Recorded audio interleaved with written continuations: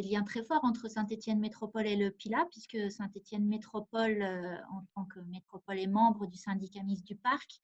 Il y a 8 communes de Saint-Étienne Métropole qui sont classées parc naturel régional, plus 2 autres qui ne le sont que pour partie, à savoir Saint-Étienne et Saint-Chamond.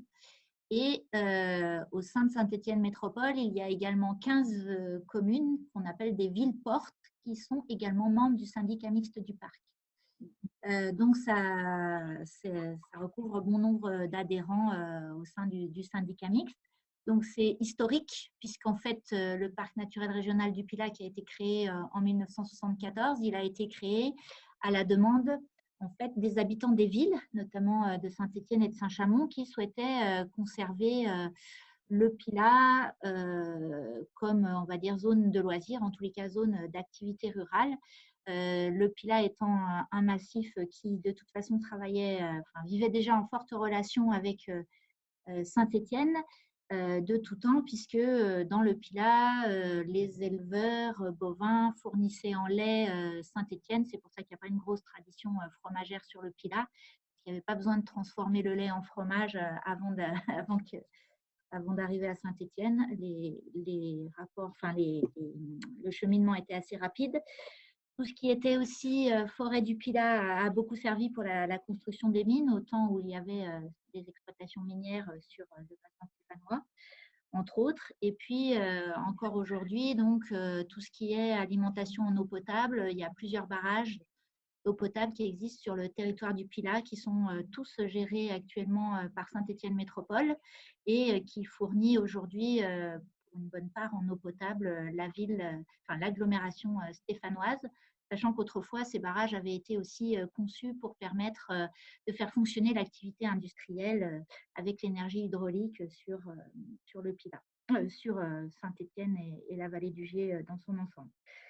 Donc, ça, c'est des relations historiques qui existent, qui sont encore des relations qui ont pu évoluer, mais en tous les cas, on ne vit pas séparément dans le Pilat et dans Saint-Étienne Métropole. En fait, les gens, ils font pas de différence sur le fait d'être… ils ne voient pas la frontière entre les deux forcément. Donc, on a aussi sur notre territoire, comme dans bon nombre de territoires français, en fait, une grande tradition textile sur laquelle aujourd'hui, nous, dans le parc, on travaille. Donc, Didier Lazareski va justement présenter en fait le travail qu'on mène sur le textile et plus particulièrement celui qui est mené sur la vallée du Dorlay, qui est une vallée qui se situe à la fois dans le parc et aussi dans Saint-Étienne Métropole. Et puis peut-être qu'après, Jean-Baptiste et moi, en fonction Jean-Baptiste, Didier et moi, en fonction des questions que vous avez, on peut aussi expliquer quels sont les autres sujets sur lesquels on travaille en lien entre Saint-Étienne Métropole et le parc du Pilat. Donc, si vous en êtes d'accord, je laisse la parole à Didier, qui normalement voulait s'appuyer sur un diaporama pour vous présenter le projet Nouveaux Ateliers du Dorlay. Comme le disait Sandrine, le territoire du Pilat, c'est un territoire qui a une histoire textile qui est assez importante et qui a d'ailleurs un relationnel très important avec les villes, puisque à une époque, on a pu parler du Pilat comme d'un pays atelier. Et ce pays atelier, il produisait en milieu rural pour approvisionner en fait les villes, et en particulier Saint-Étienne pour une certaine catégorie de production textile, qui était sur la rubannerie jacquard et les tresses et lacets, dont on va parler un petit peu plus précisément dans cette présentation. Et puis sur l'autre versant du massif du Pilat, le tissage de soieries, qui était là directement en relation avec la soierie lyonnaise, puisqu'on est vraiment un territoire à cheval, vraiment à proximité des deux agglomérations de Saint-Étienne et de Lyon. La vallée du Dorlay d'ailleurs, donc le Dorlay c'est une petite rivière qui est sur le territoire du Pilat, pour ce qui concerne le territoire du parc, 3 communes donc, qui sont présentées en vue lointaine sur cette première diapo. Donc les communes de Doisieux, donc une petite commune rurale de 800 habitants, la Terrasse-sur-Dorlay, également 800 habitants, et puis une commune qui est un petit peu plus importante, donc Saint-Paul-en-Jarret, qui compte, elle, 5000 habitants. Donc une petite vallée qui fait une dizaine de kilomètres à peu près, donc il y a une petite vallée. Et au XIXe siècle, s'est développée sur ce territoire une activité un peu particulière qui est le tressage, les tresses, ce qu'on appelle les tresses et les lacets. Et sur cette petite vallée d'une dizaine de kilomètres, on comptait à l'époque, donc au courant du XIXe siècle, une trentaine d'entreprises à caractère industriel qui fonctionnaient sur cette vallée. Donc pour vous situer à peu près, hein, donc la vallée du Dorlay, voilà, on ne voit peut-être pas forcément très bien sur ce dessin, mais voilà, elle est ici. Et vous voyez qu'elle est pratiquement à mi-chemin entre Lyon qui se trouve ici et donc Saint-Étienne qui se trouve ici. Avec les deux, la vallée qui les rejoint, donc la vallée du Gier, donc dans laquelle se jette le Dorlay. Donc, je parlais de l'activité des tresses et des lacets. Donc voilà, pour ceux qui ne connaissent pas, j'ai mis ici quelques illustrations. Donc, comme je vous le disais, sur 10 km de linéaire de rivière, une trentaine d'entreprises qui fonctionnaient toutes à l'énergie hydraulique. Donc, on voit un exemple ici, avec une roue à auget, et des infrastructures hydrauliques qu'on retrouve tout le long de la rivière, qui permettaient en fait de faire tourner les métiers de ces entreprises. Donc, avec un patrimoine qui est assez important, à la fois sur le bâti industriel, qui n'est pas un bâti forcément très remarquable, mais qui a sa propre identité, et des infrastructures également qui existent tout au long de la rivière liées à l'utilisation de l'eau comme source d'énergie, donc avec des barrages le long de la rivière, des biefs, des vannes, enfin tout un patrimoine, un petit patrimoine qui est là aussi représentatif de cette vallée. Et donc l'activité de la tresse, bon, pour ceux qui ne connaissent pas, ben voilà, c'est le type d'atelier qu'on retrouvait. Là, on est sur une structure muséographique qui s'appelle la Maison des Tresses et Lacets, qui se trouve sur la commune de la Terrasse sur Dorlay, et qui a un musée vivant, puisqu'il a des machines qui datent du 19e siècle, qui sont encore capables de produire. Donc voilà un petit peu pour dresser le tableau de cette histoire industrielle sur cette vallée. Et il y a maintenant 6 ans, on a proposé de travailler sur ce patrimoine à travers la mise en place d'ateliers participatifs qui réunissaient à la fois des élus des 3 communes concernées, des associations, des entreprises, mais également des habitants qui étaient intéressés pour réfléchir finalement à comment on pouvait mieux valoriser ce patrimoine sur cette vallée. Très clairement, quand on a lancé la démarche, on imaginait un petit peu naïvement que les gens allaient nous dire ça serait intéressant que, à côté de la maison des Tresses et Lacets, donc de ces structures muséographiques qui existent, ça serait intéressant qu'on valorise mieux le patrimoine et qu'on en fasse un produit touristique. Et en fait, au fur et à mesure de l'avancée des travaux, qui ont été assez importants, hein, puisque ça a donné lieu à beaucoup de réunions qui ont réuni grosso modo une quarantaine de personnes. Petit à petit, le projet s'est orienté vers le fait de se dire aujourd'hui, on a un certain nombre de friches industrielles qui existent sur cette vallée. On a un patrimoine immatériel et un patrimoine matériel. On fait le pari qu'on est capable de réinvestir ces friches industrielles pour y installer des artisans, mais pas n'importe quel type d'artisans, des artisans qui sont en relation avec l'histoire industrielle de cette vallée. Et donc le choix a été fait de travailler sur la réhabilitation de friches industrielles pour y créer des ateliers qui accueilleraient des artisans liés au textile et à l'accessoire de mode. Donc ça a été vraiment le parti pris de se dire on ne déroge pas à la règle, on reste sur une thématique très textile en fait, et on n'accueille pas n'importe quel type d'entreprise. Donc depuis 6 ans, on travaille à la mise en place de cette démarche. Donc là, vous avez sur cette diapo les différentes réunions des ateliers qui ont eu lieu.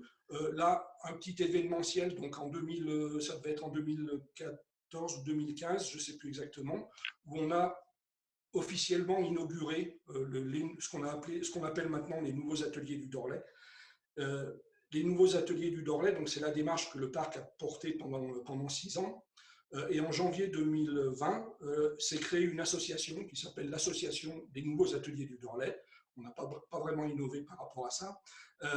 Et vous avez ici une partie des membres de cette association qui maintenant fait vivre la démarche sur cette vallée. Donc, les nouveaux ateliers du Dorlay, l'association a donc un objet social, bien évidemment, comme toute association, et son objectif, c'est, on va dire, d'un point de vue général, de dynamiser, redynamiser, de refaire de la revitalisation rurale de la vallée du Dorlay. Et donc, on travaille sur plusieurs volets à la fois, dont le cœur, en fait, est compris aujourd'hui dans ce qu'on appelle la turbine créative. Je reviendrai un petit peu sur ce que c'est que la turbine créative.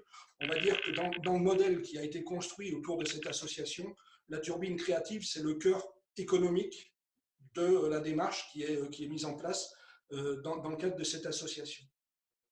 Et donc l'association s'est donné comme objectif de travailler sur tout ce qui peut porter à la valorisation économique, environnementale, culturelle des communes riveraines de la rivière du Dorlay. Et donc l'association travaille sur plusieurs thématiques qui sont à la fois l'organisation d'événements culturels, la valorisation du patrimoine, tout ce qui concerne la mobilité, et en particulier la mobilité douce, le développement de mobilité douce, un travail également sur l'hébergement et la restauration, on verra tout à l'heure pourquoi. Et puis, donc, comme je vous le disais, c'est un territoire qui historiquement a utilisé l'eau comme source d'énergie, donc avec beaucoup d'infrastructures qui existent encore, qui sont pratiquement plus exploitées aujourd'hui. Et l'idée, c'est de réfléchir à comment on pourrait remettre en service un certain nombre de systèmes de production d'énergie hydraulique. Donc voilà un petit peu l'objet social, je dirais, de cette association. Et donc, pour ce qui concerne la turbine créative, l'objectif, comme je vous le disais au départ, c'est d'accueillir des artisans et de les installer dans des friches.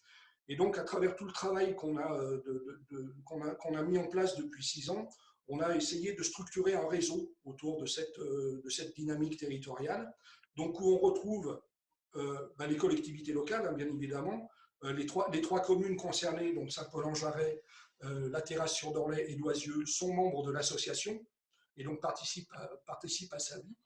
Le parc, bien évidemment, qui est à l'origine et qui est également maintenant membre de l'association.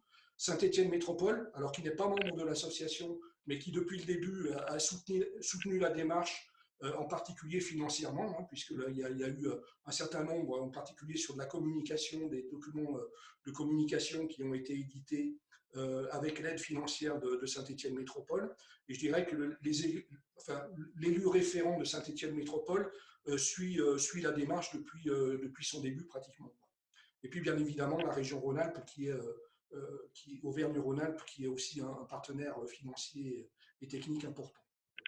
Donc comme on l'a dit, une implication forte des habitants de ces trois communes qui sont, dont un certain nombre sont membres de l'association, les propriétaires des sites, donc en fait des anciennes usines qui aujourd'hui lèvent le doigt et nous disent bah oui, moi ça m'intéresse de réhabiliter mes bâtiments pour y accueillir des artisans dans ce cadre-là.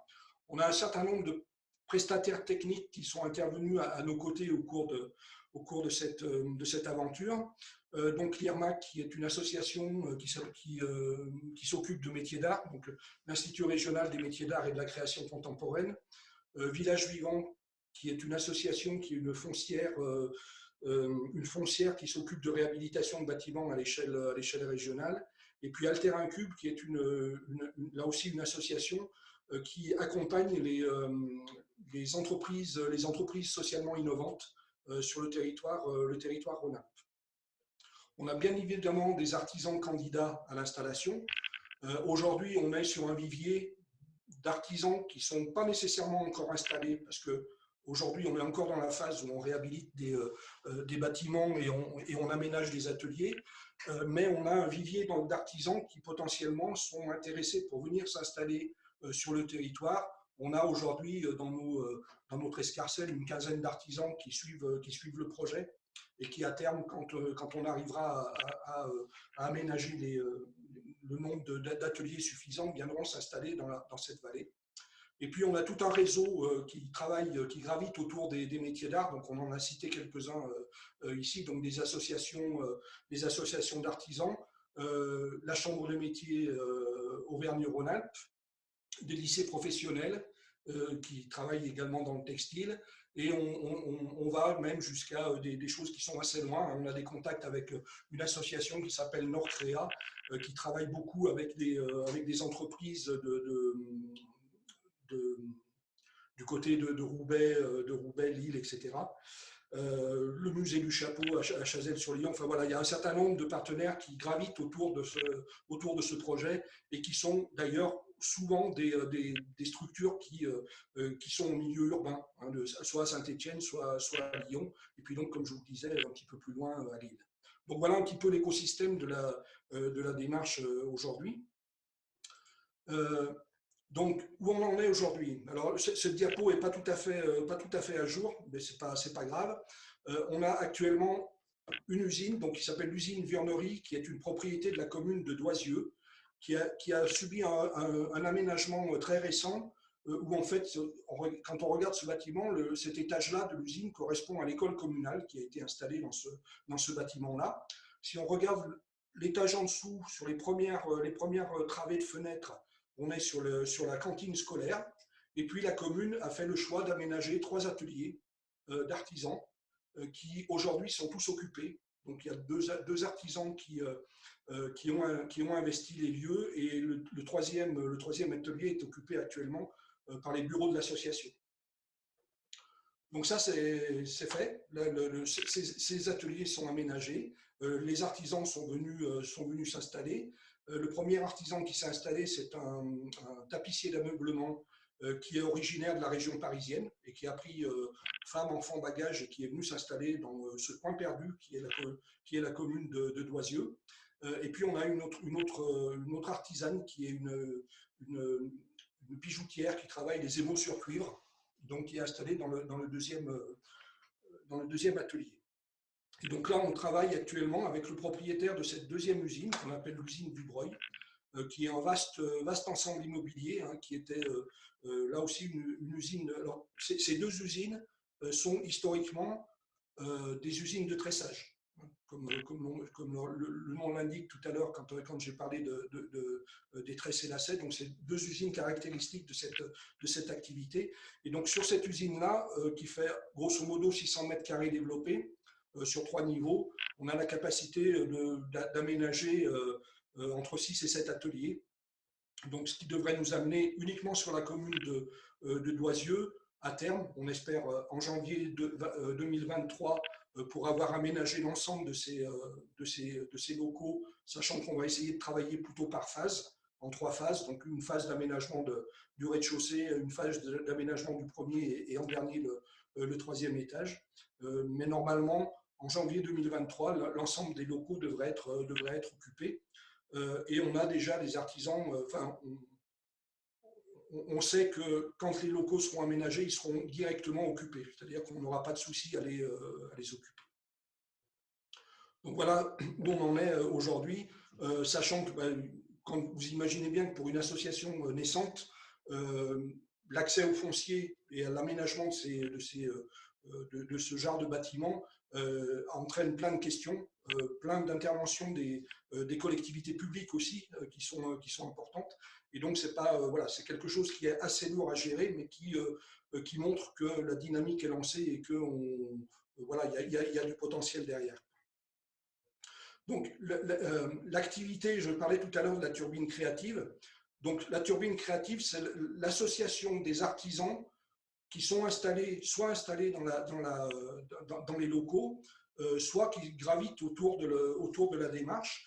Et l'objet de cette turbine créative, c'est de générer des recettes, c'est-à-dire de faire de la production de services qui portent d'une part sur les loyers qui sont versés à l'association par les artisans qui sont installés dans les locaux, sur la mise en place de calendriers de formation, à la fois des formations professionnelles et des formations pour les amateurs sur les thématiques textiles et de l'accessoire de mode, sachant que la cible qu'on vise, c'est vraiment une cible nationale, voire européenne. Il y a déjà des formations qui ont été élaborées. Et par exemple, une des formations qui portait sur comment, quand on est artisan créateur, on élabore une collection de produits. il y a par exemple une personne de Toulouse qui est venue pour se former à Doisieux. Et donc, qui est restée une semaine, voilà, qui s'est formée et qui était très contente de ce qu'elle découvrait.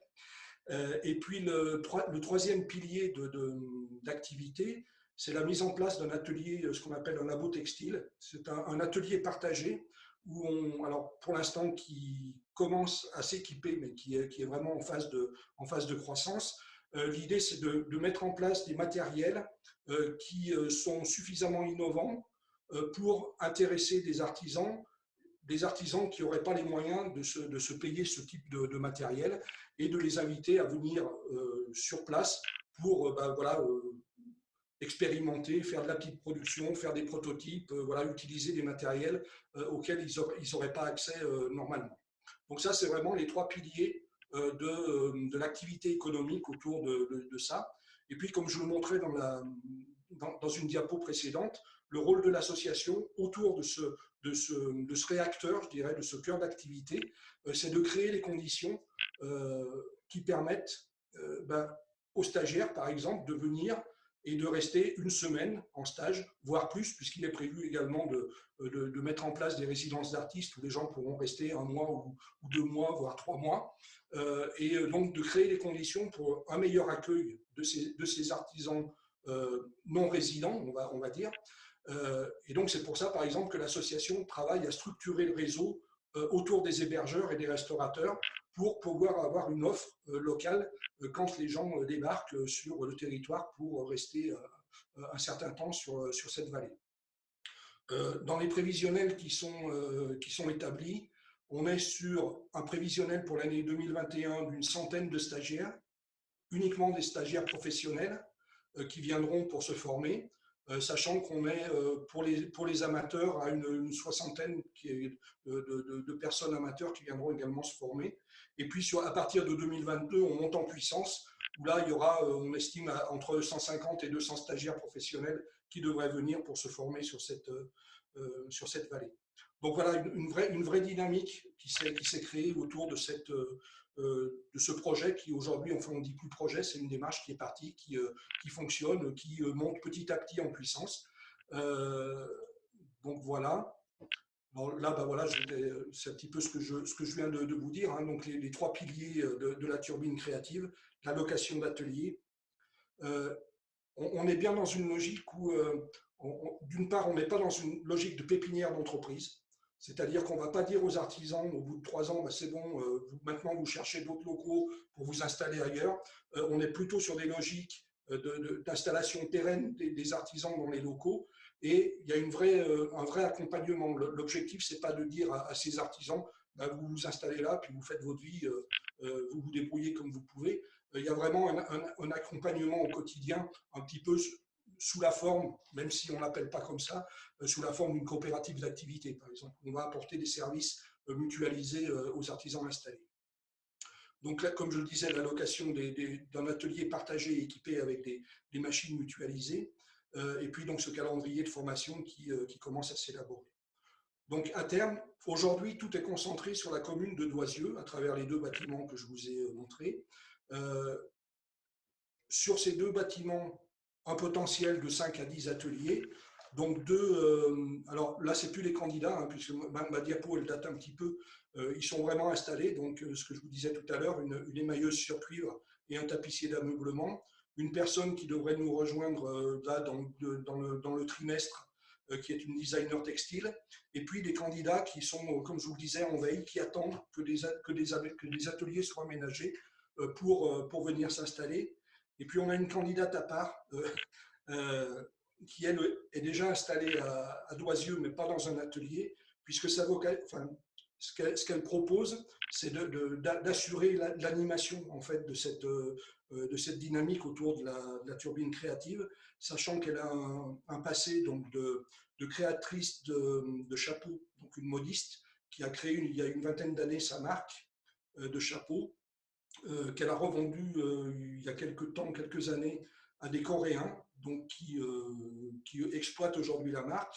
Et en fait, elle continue à assurer la direction de collection de cette marque en Corée.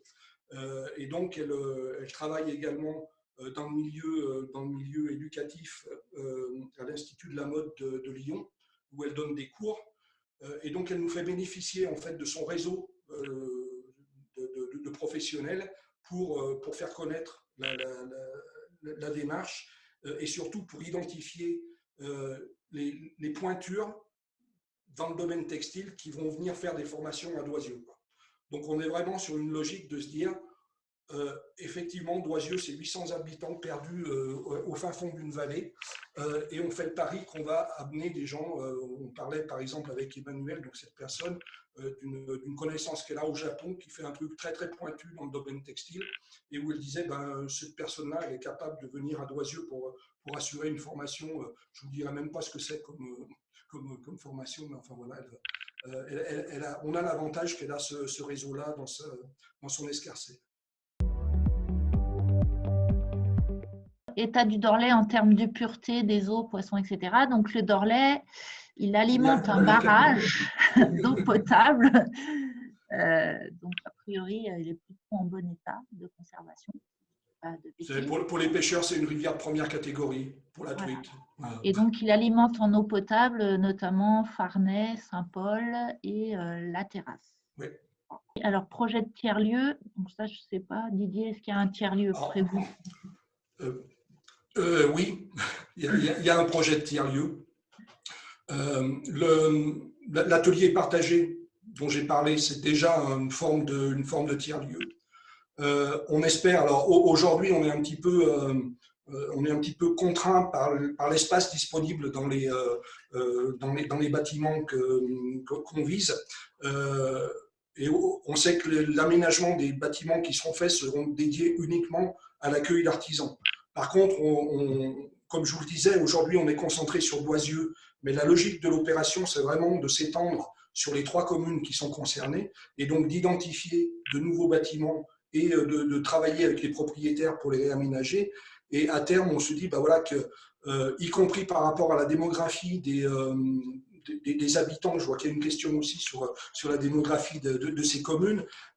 Très clairement, aujourd'hui, les habitants vont travailler dans les agglomérations, hein, Saint-Étienne, Lyon, etc. Et une des idées, c'est effectivement de réserver des espaces pour créer des tiers-lieux où les gens pourraient, par exemple, faire du coworking ou des choses comme ça dans les espaces qu'on aménagera. Mais aujourd'hui, ce n'est pas la priorité de l'association.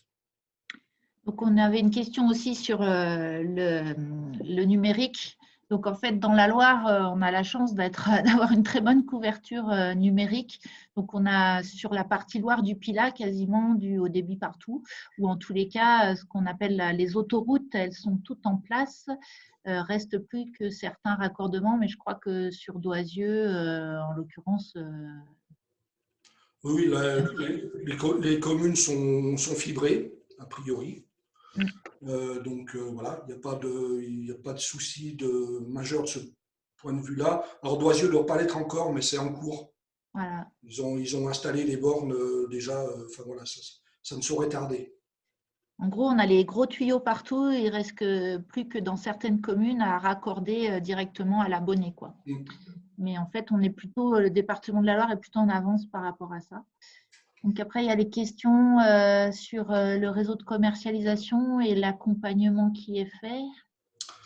Alors, là on déborde dans l'approche uniquement de la vallée du Dorlay. Le territoire du Pilat est un territoire assez attractif pour tout ce qui est artisanat d'art. Et on a recensé sur l'ensemble du massif 70 professionnels de l'artisanat d'art. Et aujourd'hui, on travaille à la structuration d'un réseau d'artisans d'art sur le massif. Alors, on a déjà travaillé. Les artisans d'art sont des animaux assez spéciaux quand même. Ils sont plus artistes qu'entrepreneurs et pour beaucoup d'entre eux, ils vivent difficilement de leur activité. Donc, de 2018 à 2020, on a eu tout un travail avec les artisans qui voulaient bien travailler avec nous sur des accompagnements en professionnalisation, c'est-à-dire comment un artisan d'art devient à la fois artiste et entrepreneur. Et donc, on leur a apporté un certain nombre d'appuis techniques adaptés à leur situation qui leur permettaient de mettre en place des outils de gestion assez simples, qui leur permettaient quand même de suivre un petit peu leur chiffre d'affaires, enfin voilà, des choses comme ça. Et quand on a terminé cette phase de professionnalisation, on s'est dit, et c'est venu assez rapidement, ça a été validé par les événements, de se dire que la clientèle naturelle d'un artisan d'art, c'est un particulier qui vient acheter un produit, une belle production, etc. Et que ça pouvait ne pas suffire et qu'il faudrait peut-être réfléchir à d'autres modes de commercialisation. Et du coup, quand on a fait cette réflexion, c'était à peu près au mois de février-mars 2020. Et du coup, les événements sont venus un petit peu conforter ce qu'on proposait. Et du coup, on travaille aujourd'hui avec ce groupe d'artisans d'art sur de nouveaux modes de commercialisation, c'est-à-dire comment on va cibler pour ce type de production des cibles professionnelles. Donc là, on travaille par exemple à comment on entre en relation avec des comités d'entreprise, par exemple. Comment on travaille avec des entreprises directement sur tout ce qui est cadeaux d'entreprise, team building, enfin des choses comme ça. Les artisans d'art travaillent à la fois sur de la production et de plus en plus sur de l'organisation de stages par rapport à leurs activités. Donc l'idée, c'est de se dire comment une entreprise, quand elle veut faire du management un petit peu participatif avec ses salariés, elle leur offre des stages chez un artisan d'art où ils vont faire du macramé ou de la céramique ou des choses comme ça. Donc voilà, la commercialisation, elle se raisonne à une échelle plus large que les seuls ateliers du Dorlais. Bien évidemment, les artisans qui sont dans la vallée du Dorlais travaillent dans cette perspective-là avec les autres, mais on est sur une approche beaucoup plus territoriale sur ces questions. La question de l'accompagnement existant, donc du coup, même si l'association Nouveaux Ateliers du Dorlais, c'est elle qui désormais porte la plupart des projets, le parc reste, notamment au travers de Didier, très présent. Et justement, on est en discussion avec Saint-Étienne Métropole pour avoir des appuis parce que quand on rentre dans un champ qui est très lié au développement économique, nous, on est un petit peu moins, c'est un peu moins on est déjà un peu moins dans notre champ de compétences. Donc là, il y a des discussions en cours plus précises à ce sujet. Et on est allé, comme Didier l'a expliqué, chercher des compétences aussi ailleurs, alors pas très loin, on est quand même resté beaucoup en Auvergne-Rhône-Alpes avec Village Vivant, la foncière dont a parlé Didier, et avec Alter Incube qui nous a aussi beaucoup aidé à structurer la démarche, et notamment en fait sur les aspects juridiques aussi, quels sont les contrats, comment on s'organise pour définir les loyers. Là encore, on est pour l'instant, on a commencé avec un bâtiment qui appartient à la commune, mais là, on va s'attaquer à un bâtiment qui appartient à un privé.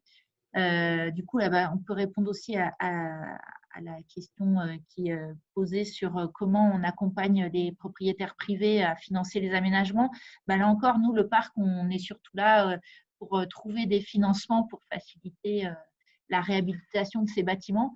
Pour ce qui est du bâtiment de la commune, la région a beaucoup accompagné. Il me semble aussi l'Union européenne au travers d'un programme européen leader qui est géré par le parc du Pilat. Du coup, il y avait aussi la question donc la valeur patrimoniale des bâtiments, la qualité du paysage. Est-ce que ça facilite aussi l'arrivée des artisans surdoisieux? On va dire que c'est un tout, en fait. C'est à la fois l'écosystème, donc au sens économique, socio-économique, tel que l'a présenté Didier dans sa diapositive, parce qu'il y a des entreprises aussi présentes, des communes qui sont bienveillantes. Il y a un dispositif aussi d'accueil de ces nouveaux artisans, des appuis pour faciliter notamment leur mobilité au quotidien, leur déplacement au quotidien. Et puis, ça y est, je me suis perdue. Du coup, oui, c'est vrai qu'on communique. Quand on est allé chercher les artisans au départ, lancer un appel, évidemment, on a mis en avant l'écrin de nature que labellisé parc, qui aussi permet d'attirer peut-être plus facilement des artisans. le, C'est sûr qu'aujourd'hui, tous les artisans qui sont intéressés pour venir s'installer dans la vallée du Dorlay, c'est pratiquement, ouais, c'est tous même des urbains. Bon, on est aussi sur le phénomène Covid, hein, où effectivement, on a pas mal de contacts avec des artisans parisiens, hein, c'est clair, hein, voilà, qui cherchent à quitter Paris. Euh, c'est vrai aussi sur Lyon. On a quelques artisans qui sont aujourd'hui à Lyon et qui ont envie de s'expatrier à la campagne. Euh, et là aussi, on a créé un service qui est un service informel, mais le réseau des adhérents de l'association fait que Stéphano, là, donc le tapissier d'ameublement qui est venu s'installer en septembre 2020, il a mis 15 jours pour trouver un logement. Et en fait, il a trouvé un logement par le bouche à oreille des gens qui étaient présents sur Loisieux et qui savaient que telle personne, elle avait un appartement à louer, etc. Donc il y a aussi toute cette dynamique sociale qui se met en place autour de cette démarche. Puis après, il faut bien voir qu'on est très très près de Saint-Étienne et de Lyon. Hein, donc les gares pour se rendre à Lyon ou à Saint-Étienne, elles sont à combien de kilomètres, Didier? De Loisieux, elles sont à une petite demi-heure. Ouais, voilà. Donc du coup, c'est l'installation à la campagne, certes, mais ça reste à proximité de centres importants, enfin d'agglomérations importantes avec tous les services qui vont avec, quoi. Du coup, il y a la question du lien avec la Biennale du design. Il se trouve qu'on a un rendez-vous le 23 février avec l'équipe de Saint-Étienne Métropole qui s'occupe de la Biennale, puisqu'ils souhaitent effectivement que la démarche soit partie prenante dans la Biennale qui aura lieu d'avril à août cette année. Et donc, il y a des choses qui sont en train de se mettre en place, effectivement. Donc, on voit d'autres questions là sur la requalification des friches. Prévoit-elle un travail sur les espaces extérieurs, des parcours pour donner à lire le patrimoine hydraulique? Alors, on va dire que oui, à Doisieux, il y a un projet de valorisation et du patrimoine textile et du patrimoine hydraulique, avec effectivement un projet de sentier d'interprétation qui vise également à valoriser le patrimoine naturel qui se situe à proximité. Donc ça, c'est un projet en fait qui est financé par la région dans le cadre d'un contrat qu'on a avec le parc, mais qui contribue aussi aux objectifs du contrat Vert et Bleu, puisque Saint-Étienne Métropole, Jean-Baptiste, pilote un contrat Vert et Bleu. Donc c'est un dispositif régional qui vise à restaurer ou à mieux connaître les difficultés qu'on peut avoir sur tout ce qui est connectivité écologique. Donc, le parc du Pilat en a un, la Saint-Étienne Métropole a le sien aussi. Et en fait, on a une convention de partenariat pour travailler ensemble sur ces questions de connectivité écologique qui nous lient aussi urbains et ruraux. Sur la question du foncier, alors là, en fait, on est plutôt sur du foncier bâti. Mais en fait, on est en plein dedans, hein, puisque là, le deuxième bâtiment qui reste à aménager, c'est une propriété privée qui nous sert un petit peu de cas d'école, puisque, comme je vous le disais, hein, l'objectif, c'est de reproduire l'opération dans les autres communes. Et aujourd'hui, très clairement, on a toute une réflexion sur, à partir d'un bâtiment qui est une propriété privée, comment on arrive à associer. Aujourd'hui, on est parti sur une logique où le coût au mètre carré pour un artisan qui s'installe dans n'importe quel bâtiment, il est à 5 € du mètre carré. Donc un prix qui est relativement, enfin, même assez bas. Et donc, tout l'enjeu, c'est de trouver la formule qui permet d'assurer des investissements qui, a priori, sont portés par des propriétaires privés et quand même d'arriver à des coûts de loyer qui sont de l'ordre de 5 € du mètre carré. A priori, mais les choses ne sont pas encore tout à fait tranchées, on s'oriente vers des systèmes de bail amphithéotique où ça serait finalement l'association qui porterait l'ensemble des travaux. Mais voilà, pour l'instant, c'est encore en réflexion. C'est vrai que le premier bâtiment qui a été réhabilité, c'était assez simple parce que c'était porté par une commune. Mais là, oui, avec les propriétaires privés, il y a une vraie réflexion à mettre en place pour trouver le modèle qui satisfait à la fois le propriétaire et les exigences de l'association. Tout n'est pas encore tranché. Et puis, pour compléter aussi sur les aspects financiers pour les réaménagements, la restauration, on a aussi, nous, comme beaucoup de parcs, une convention avec la Fondation du patrimoine, donc qui peut aussi aider à lever des fonds pour permettre qu'une partie du bâtiment soit restaurée. Quatre idées. Il y a une idée sur laquelle vous avez beaucoup insisté au début de la présentation sur le Dorley, qui est la gouvernance du projet. Là, on a un projet qui non seulement est concret, mais qui est en plus extrêmement pluraliste dans ses concepteurs et dans son portage. Ça, je pense que c'est important de l'identifier parmi les éléments phares de votre présentation. Deuxième chose, on l'a dit, l'importance de développer une activité productive qui ne soit pas simplement le classique agriculture-forêt et petit artisanat rural, mais vraiment une activité productive à part entière, industrielle, dans l'espace moins dense.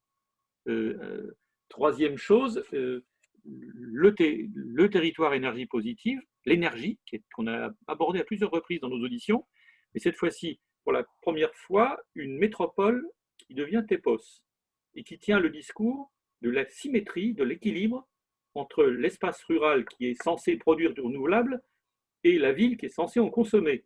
Et là, on a bien identifié, y compris dans la dernière intervention de Sandrine Gardet, le véritable équilibre et la véritable complémentarité qui se crée en termes de stratégie énergétique sur ces territoires énergie positive. Et puis enfin, bon, c'est ce qu'on a dit à la fin, c'est-à-dire le fait qu'on échappe au système de la ville polluée, dont les habitants, honteusement, ils paient pour ça, les villes portes, ils paient pour ça des espaces périphériques qui sont préservés, et donc la complémentarité rudimentaire, on va dire, entre ces deux types de territoires. Là, on a largement dépassé ce type de problématique.